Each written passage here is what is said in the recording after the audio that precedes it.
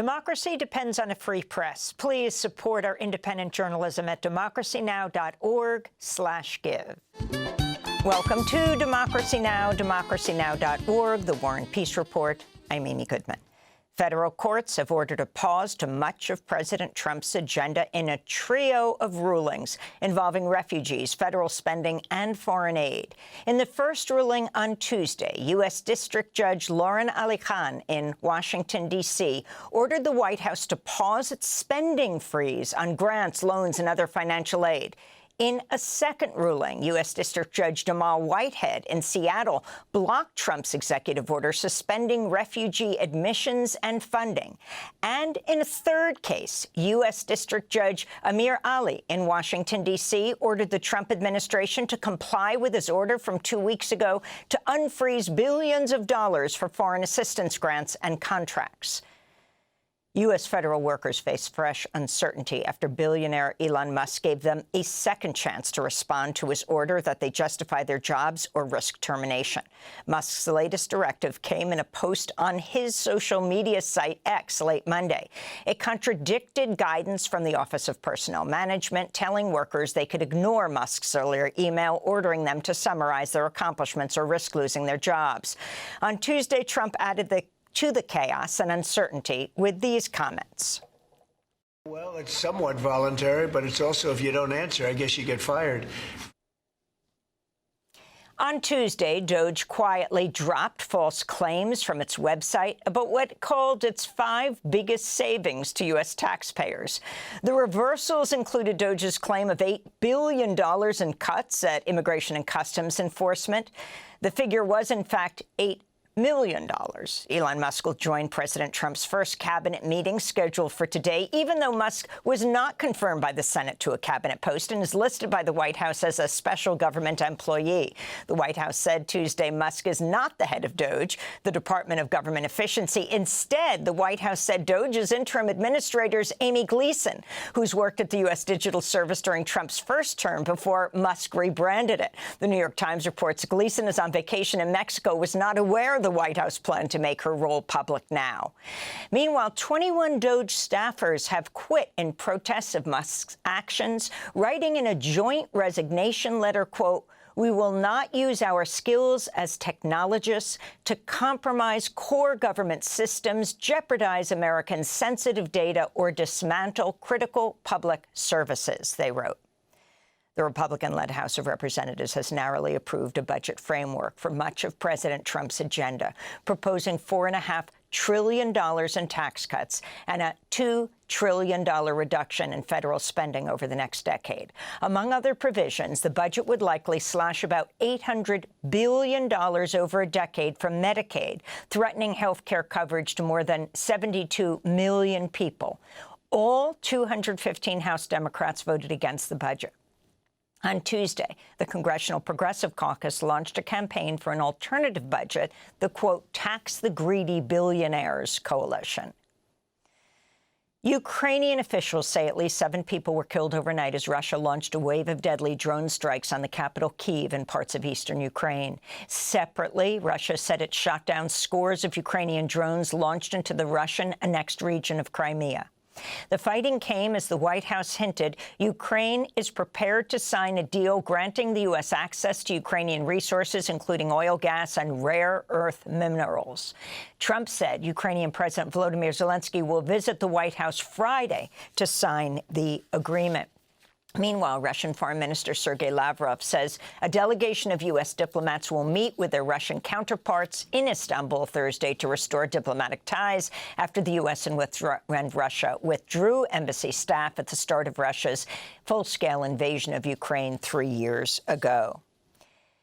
Israel and Hamas have reached a deal on the release of 620 Palestinian prisoners, including women and children, imprisoned by Israel in exchange for the bodies of 4 Israeli hostages who died in Gaza.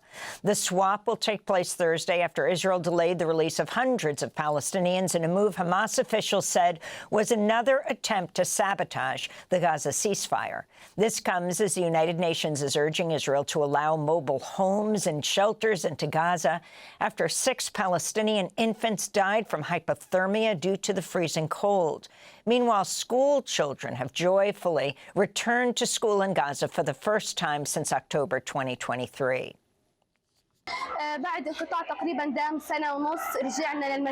After an absence of about a year and a half, we returned to school. The feeling is indescribable. Honestly, it's a unique and special feeling. However, there's a slight flaw. It's not really a school. First of all, the walls are destroyed. There are no benches, no blackboards. We even brought our prayer mats with us to sit on. And they were barely enough. There are no teaching materials available to help us study. Despite all of this, we overcame these conditions. Nearly all of Gaza's schools have been destroyed by Israel. In Syria, at least 2 people are dead after Israel's military launched air raids on the capital and parts of southern Syria. On Tuesday, low-flying Israeli warplanes rattled residents of Damascus before dropping bombs on the nearby town of Kiswe. Separately, Israel bombed sites in the southern province of Daraa.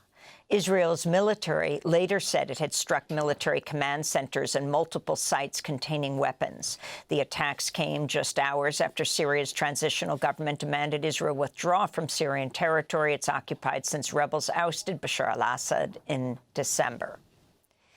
International Criminal Court prosecutor Karim Khan arrived in the Democratic Republic of Congo Tuesday in a push to end violence that's seen Rwanda-backed M23 soldiers overrun cities in the eastern DRC, killing more than 7,000 people while displacing hundreds of thousands. Speaking to reporters in the capital, Kinshasa, Karim Khan laid out his goals for the visit. To try to make sure there is a consistent, there is a comprehensive, there is a sustainable and holistic approach to justice that draws the poison of criminality away from the soil and allows the people and your children to march forward to, God willing, a brighter future after these very dark days that you're going through right now. On Tuesday, the United Kingdom announced a pause on some bilateral aid to Rwanda and other diplomatic sanctions over Kigali's role in supporting M23. The Trump administration's announced a new visa ban targeting Cuban officials who are tied to a decades-old program that primarily sends Cuban doctors and healthcare workers to assist other countries. Secretary of State Marco Rubio erroneously described the program as forced labor. Cuba began deploying doctors around the world after the 1959 Cuban Revolution to disaster sites and during disease outbreaks, such as the peak of the COVID-19 pandemic and during the Ebola outbreak in West Africa. Cuba's Foreign Minister, Bruno Rodriguez, slammed the restrictions as part of Rubio's, quote, personal agenda, unquote. Rubio is the son of Cuban immigrants, has been persistently advocating for harsher sanctions on Cuba despite the catastrophic impacts. The White House has announced plans to handpick the pool reporters who will be allowed to ask President Trump questions, breaking from decades of precedent that saw the White House Correspondents Association determine which journalists have close access to the president. Press Secretary Carolyn Leavitt announced the changes on Tuesday. A select group of D.C.-based journalists should no longer have a monopoly over the privilege of press access at the White House. All journalists, outlets, and voices deserve a seat at this highly coveted table. So by deciding which outlets make up the limited press pool on a day-to-day basis, the White House will be restoring power back to the American people. The White House Correspondents Association condemned the changes, writing, quote, "This move tears at the independence of a free press in the United States. It suggests the government will choose the journalists who cover the president. In a free country, leaders must not be able to choose their own press corps," unquote.